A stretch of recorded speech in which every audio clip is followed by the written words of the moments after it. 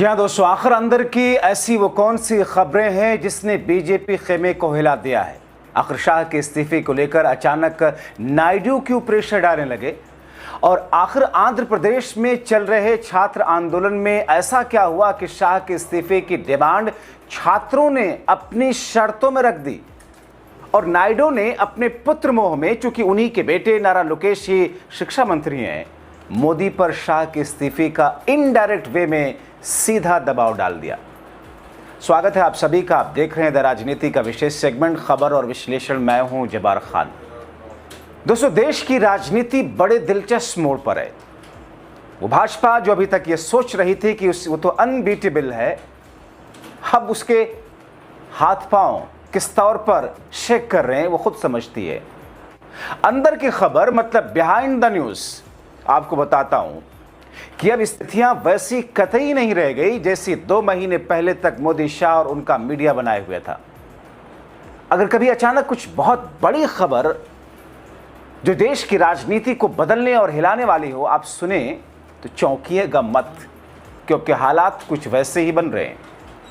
दोस्तों, एक तो 18 अगस्त को झारखंड में जो जश्न की तस्वीरें हैं और जिस अंदाज में वहां पर छात्रों की जीत के बाद जो माहौल देश में उत्पन्न हुआ है, देश के छात्र जिनजी जिस तरीके से उनको नई एनर्जी मिली है, आंध्र प्रदेश में छात्रों का आंदोलन और जोर पकड़ने लगा है।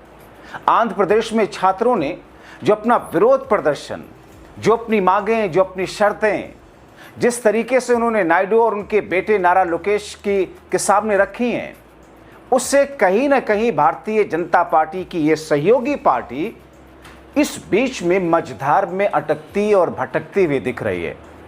और जब बीजेपी की सहयोगी पार्टी अटकेगी तो जो जड़ है इस मुसीबत का, जो इन तमाम चीज़ों की बुनियाद में है, उसे उसकी सहयोगी पार्टी तो हिलाएगी। इसीलिए दोस्तों, इसीलिए अब नारा लोकेश को बचाने की स्थिति हो या अपनी सरकार के खिलाफ में छात्रों का आक्रोश कम करने के लिए नायडू के स्टेप आ रहा है।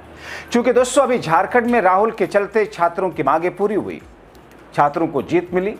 इधर बीजेपी शासित राज्य बिहार में फिर से छात्रों का आंदोलन शुरू हो चुका है।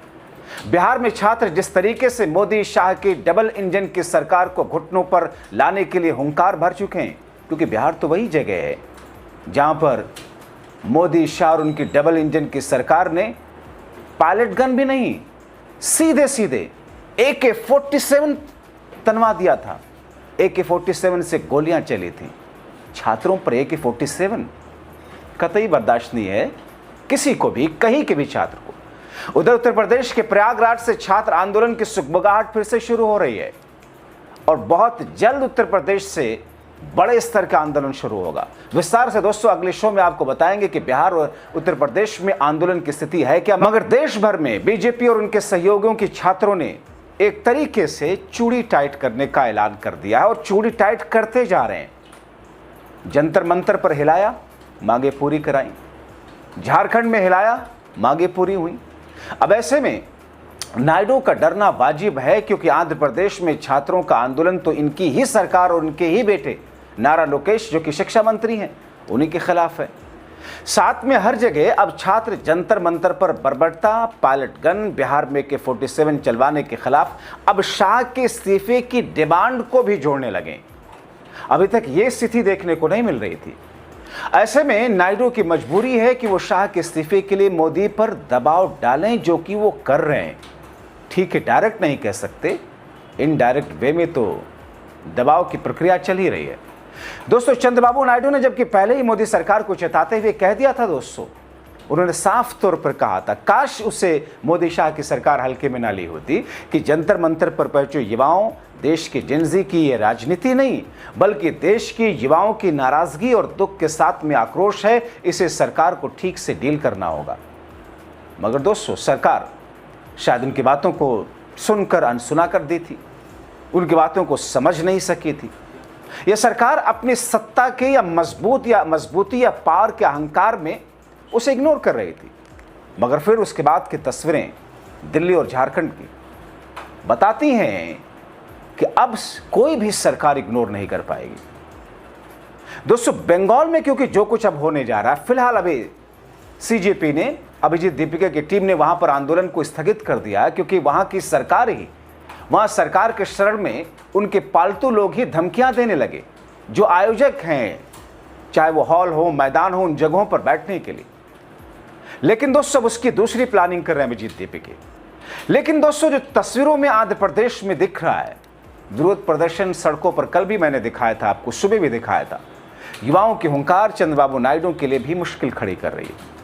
दोस्तों जेनजी ने देश में प्रधान के इस्तीफे के बाद शाह के इस्तीफे की रट लगा करके, और खासतौर पर मुझे लगता है कि शाह के इस्तीफे की मांग खत्म हो गई होती अगर अमित शाह ने संसद के मानसून सत्र में जाकर के पायलट गन से लेकर के छात्रों के खिलाफ हुई बर्बरता पर 2 लाइन का स्टेटमेंट पास कर देते। कि कई बार होता है मोमेंट्री एक्शन में, स्पॉट पर कई बार पुलिस को कड़े और सख्त फैसले लेने पड़ते हैं। वो फैसले कभी गलत होते हैं, कभी सही होते हैं, वक्त की ज़रूरत होती है। लेकिन पायलट गन चला, गलत था, कार्रवाई होगी। ये 3 सेंटेंस भी अगर अमित शाह बोल दिए होते तो भी चीज़ें नॉर्मलाइज होती, मगर वो तो संसद गए ही नहीं। अब दोस्तों पायलट गन और AK-47 एपिसोड में, खास तौर पर झारखंड में, मतलब जंतर मंतर के बाद, झारखंड में मिली जीत के बाद, तो ये छात्र और ज़्यादा उत्साह में कि जिस मोदी शाह को अभी तक वो सबसे ताकतवर समझ रहे थे, अब उन्हीं मोदी शाह को उनकी ताकत के हिसाब से बहुत कमज़ोर समझने लगे। ऐसे में दोस्तों आंध्र प्रदेश की सरकार हो या खुद CM नायडू हो या उनके बेटे नारा लोकेश, तो अभी मुझे लगता है कि जैसे कोमा में चले गए हों कि स्थितियों को संभालें, तो संभालें कैसे। अब छात्रों को कूल करने के लिए सरकार चंद्रबाबू नायडू आंध्र प्रदेश स्टेप ले रही है, इसके अलावा कोई चारा भी नहीं बचता। ऐसे में छात्रों की बातें तो माननी पड़ेंगी। माना कि छात्र 10 शर्तें रखते हैं, 10 में से 6 तो कम से कम माननी ही होगी, 7 तो माननी ही होगी, 5 तो मानोगे ही। मगर गृह मंत्री के इस्तीफे का क्या करोगे? इसीलिए दिल्ली और आंध्र प्रदेश के बीच में इस वक्त टेलीफोनिक कन्वर्सेशन कभी भी घंटों घंटों में होता रहा है। एक और बात दोस्तों कि इन दोनों जिस तरीके से नायडू कांग्रेस के नेताओं से बीते 1-1.5 महीने से मुलाकात कर रहे हैं, और ख़ास तौर पर दक्षिण भारत के कांग्रेस के मुख्यमंत्रियों से मुलाकात करें, तस्वीरें आपके सामने हैं, वो तो बीजेपी के लिए एक चेतावनी अंक के तौर पर है, साथ में आने वाले दिनों की एक नई आहट है। दोस्तों अब चूंकि आंध्र प्रदेश में जो प्रदर्शन है शिक्षा व्यवस्था बेहतर करने, छात्रों के हक के लिए, मगर जो खास बात है आंध्र प्रदेश में खुद CM नायडू के बेटे ही शिक्षा मंत्री हैं, इसलिए नायडू कुछ कह नहीं सकते हैं, नायडू कुछ बोल नहीं सकते हैं। तो क्या वो अपने बेटे जो कि शिक्षा मंत्री हैं उनकी बलि देंगे? कतई नहीं, हरगिज़ नहीं।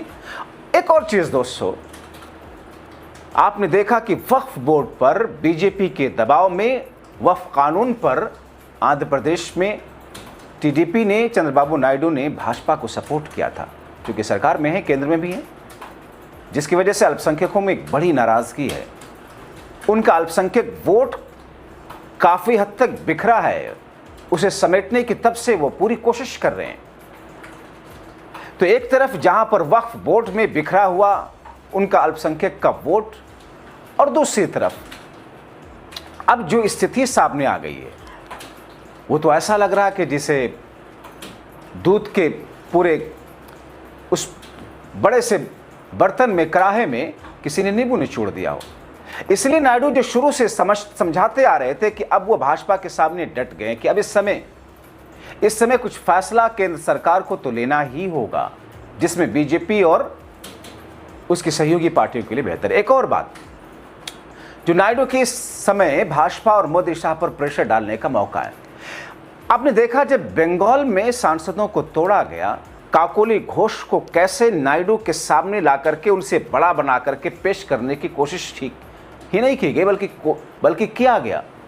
यानी कि जो सेकंड नंबर, जो फर्स्ट नंबर की मजबूत बैसाखी थी नायडू की शक्ल में, उनकी जगह पर उनका सब्स्टिट्यूट और विकल्प तलाशने की कोशिश की गई, क्योंकि बीजेपी इन सब चीज़ों में माहिर है। बीजेपी किसी के दबाव में आती नहीं, नायडू को एक हार्ड बार्गेनर की शक्ल में बीजेपी उनकी पहचान इस तौर पर देखती है, और नायडू ने किया भी है। और उसमें गलत क्या है? राजनीतिक पार्टियां महज गिव एंड टेक वाले फॉर्मूले पर चलती हैं। नायडू ने सपोर्ट दिया तो फिर अपने प्रदेश के लिए उन्होंने बहुत सारी चीज़ें मनवाई भी। मगर कौकुली घोष के उस खेमे से 3 से 4 सांसदों का हटना और अब उनके 16 बचे हुए सांसदों पर सांसदी जाने की तलवार लटकना, जब भी फैसला आ जाए फिर से नायडू को एक्शन में ले आया। इस बीच कुछ सर्वेज भी भारतीय जनता पार्टी को उसी ज़मीन पर रहने और ज़मीनी हकीकत से रूबरू होने के लिए मजबूर करती भी आ रही हैं। अब दोस्तों, खुद अमित शाह का विरोध, अब अमित शाह कहीं जा रहे हैं तो लोग खुल करके सामने आ रहे हैं।